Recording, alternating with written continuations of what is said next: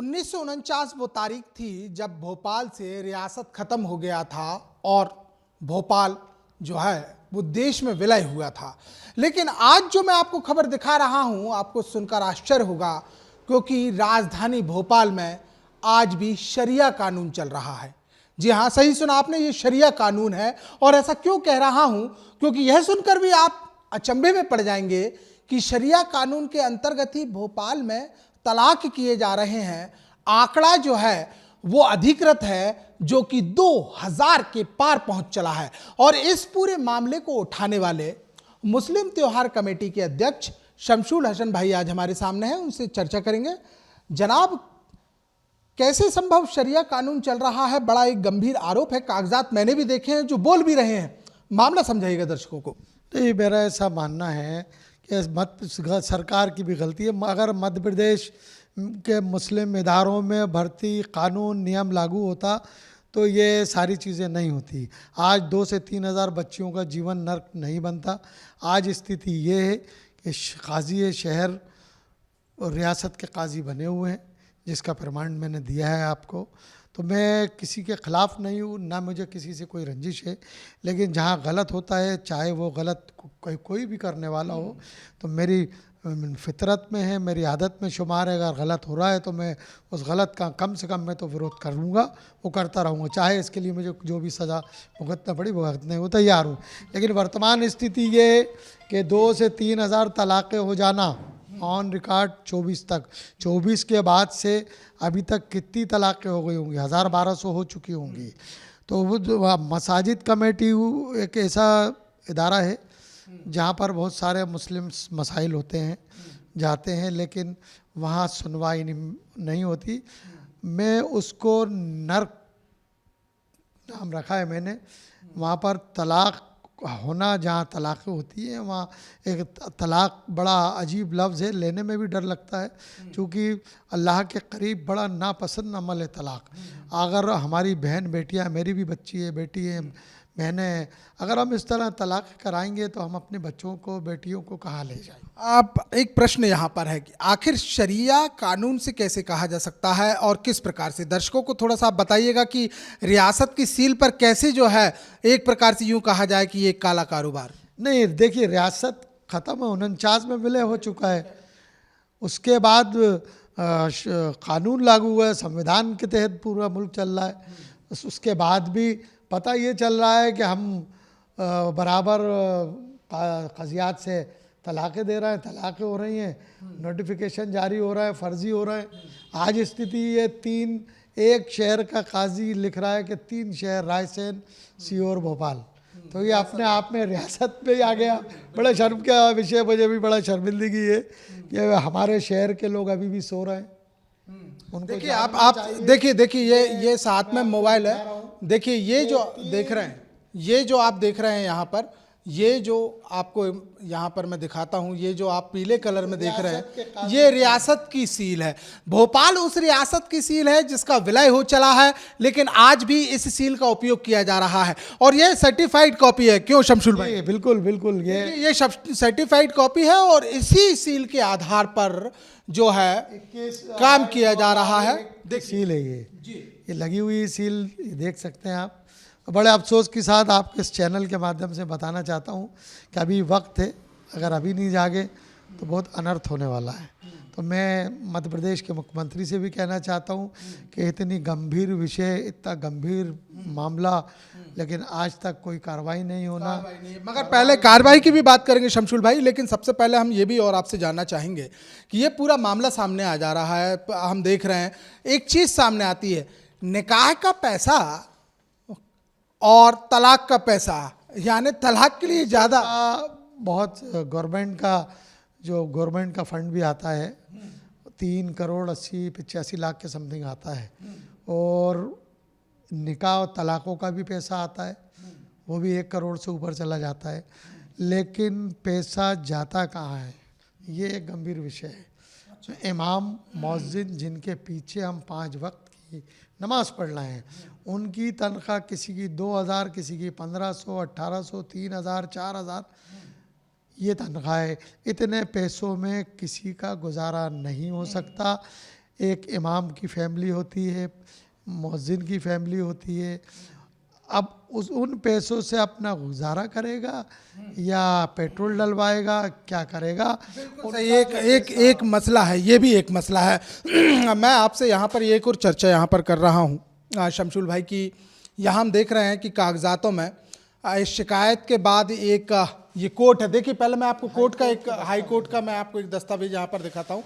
देखिएगा, ये जबलपुर का है और ये एक माफीनामा है। क्या है वो बात किए लेते हैं पहले कि हम आपको बता देते हैं कि ये शपथ पत्र दिया गया है। साहब, ये किस चीज़ का शपथ पत्र था और क्या शिकायत है? पत्र तलाक़ों के संबंध में, जब 3 तलाक़ पे देश के प्रधानमंत्री और तमाम केंद्र सरकार ने जब कानून लागू किया 3 तलाक़ पे, तो तलाक़ों पर रोक लग गई थी 3 तलाक़ पे।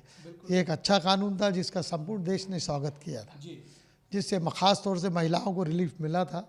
लेकिन वाहिद भोपाल एक ऐसी जगह रही कि जहाँ पर बराबर निरंतर तलाक़ें हुई, तो जिसमें हाई कोर्ट में किसी ने पिटीशन दाखिल करी। जब पिटीशन लगी तो हाई कोर्ट को मसाजिद कमेटी को तलब किया हाई कोर्ट ने।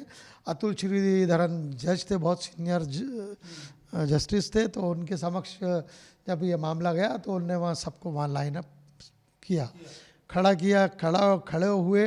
तो वहाँ लिखित में शपथ पत्र के माध्यम से एक माफ़ीनामा कि अब कभी भोपाल कज़ियात में तलाक़ नहीं होगी। लेकिन लिखित में माफ़ीनामा देने के बाद भी तब से निरंतर तलाक़ों में तेज़ी आई, जिसके फलस्वरूप 24 तक का रिकॉर्ड मेरे पास है कि 2000 से ऊपर चले गए। 2025 में भी तब कम से कम 1000-1200 तलाक़ें भी हो चुकी होंगी। देखिए, एक चीज़ मैं आपको और यहाँ पर दिखा देता हूँ। देखिए, ये लिखा हुआ है जबलपुर हाई कोर्ट। तारीख पर गौर कीजिएगा, क्योंकि तारीख यहाँ पर बताई जा रही है 2020, यानी ये 2020 का मसला है। और जो तलाकों की बात यहाँ पर की जा रही है और जो सर्टिफाइड कागजात यानी कि सूचना के अधिकार के तहत लिए गए कागजात हैं, वो 2020 के बाद के हैं, वो 24 तक के हैं। यानी कितना बड़ा खेल जो है वो यहाँ पर चल रहा है। आज शमशुल भाई, इस कथा कथित तौर पर जो शरिया कानून के आधार पर काम लगातार हो रहे हैं, क्या इसमें आपके पास जो तमाम पहुँचे, क्योंकि आप भी एक बड़ी कमेटी के अध्यक्ष हैं, पूरा प्रदेश की कमेटी आपके पास आती हैं और देखते हैं, इनमें कोई ऐसी पीड़िताएं नहीं निकली जो कि अपनी आवाज़ बुलंद कर पाएँ, निकल पाएँ? आज ये बड़ा मुद्दा हमारे सामने आ रहा है। बहुत महत्वपूर्ण विषय है आपका, बड़ा सवाल मन को, दिल दिमाग को, सबको झकझोर देता है। कई मसले आते हैं, कई चीज़ें आती हैं। जब हम शहर काजी या मुफ्ती के पास, नायब काजी के पास इस मसले को कई लोगों को लेके जाता हूँ, यहाँ से मैं बराबर कांटेक्ट में भी रहता हूँ। तलाक़ का कोई बात आती है तो फ़ोन करके मना करता हूँ कि इसमें तलाक़ नहीं होगी, काउंसलिंग होगी।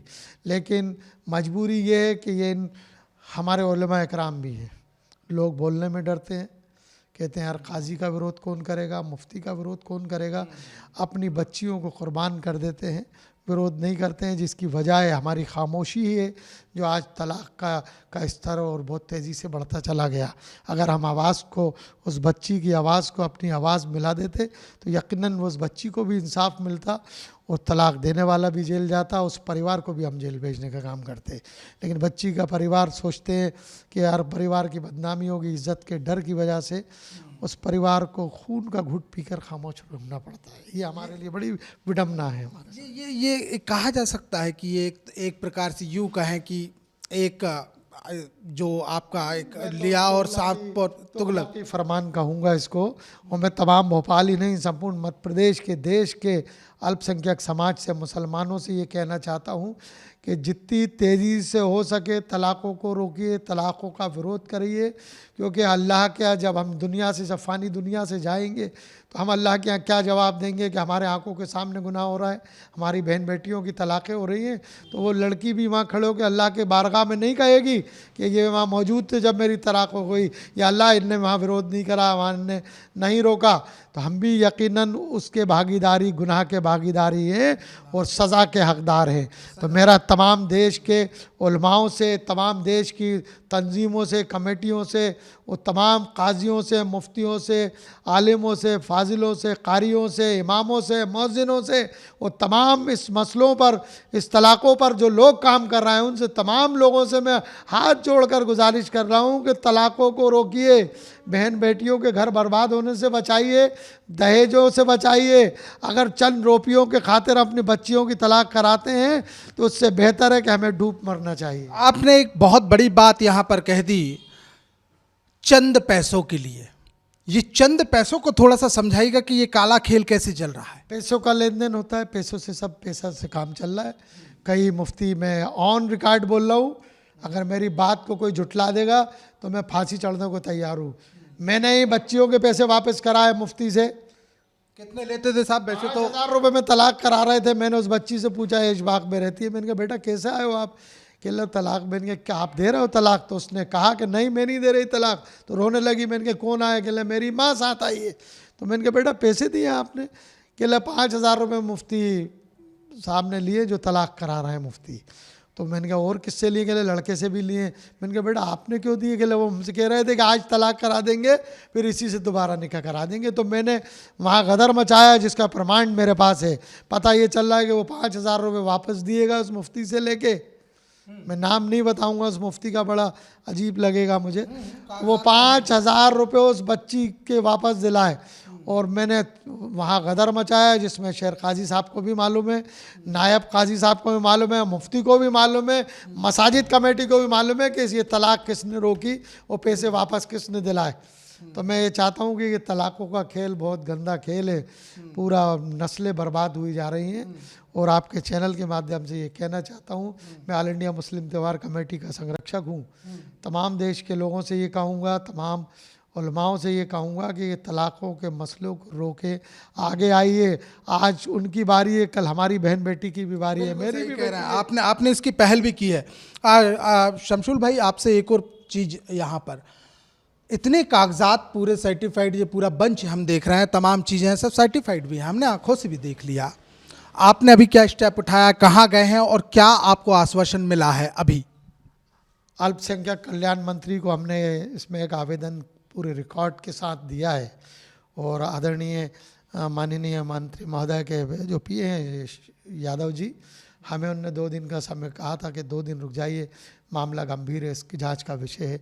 2 से 3 दिन में हम अपने पीए वहाँ ऊपर जो पीएस वगैरह बैठते हैं उनसे चर्चा करेंगे। इसके बाद आपको हम बुलाएंगे, आपकी मुलाकात कराएंगे। नहीं तो अगर हमें वो समय नहीं देते तो हम यकीनन मध्य प्रदेश के मुख्यमंत्री को भी ले आकर सौंप रहे थे, और हम जाते बल्लभ भवन वहाँ भी सौंपते, वो तमाम हम सड़कों पर आकर इसमें संघर्ष करते। और यकीनन आप चैनल के माध्यम से कह रहा हूँ, अगर इसमें कार्रवाई मध्य प्रदेश सरकार ने नहीं की तो मैं आपके चैनल के माध्यम से कह रहा हूँ, इस लड़ाई को अंजाम तक हम लेकर जाएंगे। उसके लिए चाहे सरकार हमें जेल में डाले, सरकार हमारे साथ जो भी अमल करे, लेकिन तलाक़ों के मामले में, भर्ती नियम लागू के मामले में और गजट नोटिफिकेशन जो हुआ उसके बगैर जांच के बगैर अगर नहीं करते तो उसके मामले में हम सड़कों पर आकर संघर्ष करेंगे। चूँकि गजट जो हमारे पास, जो गजट का जो हमने सूचना के अधिकार के तहत विधानसभा सचिवालय से हमने जब उस गजट के बारे में संबंध में हमने सूचना के अधिकार के तहत मांगा, तो उस सचिवालय विधानसभा का कहना ये था कि हमारे यहाँ कोई भी ऐसा गजट पारित नहीं हुआ है। और जिन तारीखों का गजट ये शो कर रहे हैं, वहाँ सरकार कमलनाथ की अल्पमत में थी। अल्पमत की सरकार कोई नोटिफिकेशन जारी नहीं कर सकती। ये मेरा मध्य प्रदेश के माननीय मुख्यमंत्री से भी कहना है कि अविलंब इस पर कार्रवाई करे, चाहे कितना ही बड़ा कद हो, चाहे वो कमलनाथ हो या कोई से भी नाथ हो, कोई सा भी मंत्री हो, कोई सा भी विधायक हो, चाहे सचिवालय का, विधानसभा का कर्मचारी हो, अधिकारी हो, सबको जेल जाना और कार्रवाई करना बहुत ज़रूरी है। बहुत बहुत शुक्रिया। तो देखिए, ये तस्वीर है राजधानी भोपाल की। कहने को तो राजधानी भोपाल ना सिर्फ बहुत पहले ही, आज़ादी के 2 साल बाद ही सही, लेकिन आज़ाद हो चला था, लेकिन आज भी यहाँ पर चल रही है रियासत की सीलें और चल रहा है कानून शरिया का। और सबसे बड़ी बात यह है कि जिस प्रकार से पूरा ये काला खेल यहाँ पर सामने आया है, कई मासूमों की जिंदगियां दांव पर लग चुकी हैं। और यही बात सामने आती है कि फिर बात होती है कि बेटी है तो एक सम्मान है, लिहाजा मुंह भी परिवार वाले बंद कर लेते हैं। लेकिन जब कागजों की हकीकतों में ये मामले सामने आते हैं तो निश्चित तौर पर कहना पड़ता है कि बादलों में जो बारिशों के दौर यूं ही चले थे, काफिर थे वो, बहुत कुछ कह चले थे। कैमरामैन भारत के साथ शिखिल व्यवहार, lallurام.com, भोपाल।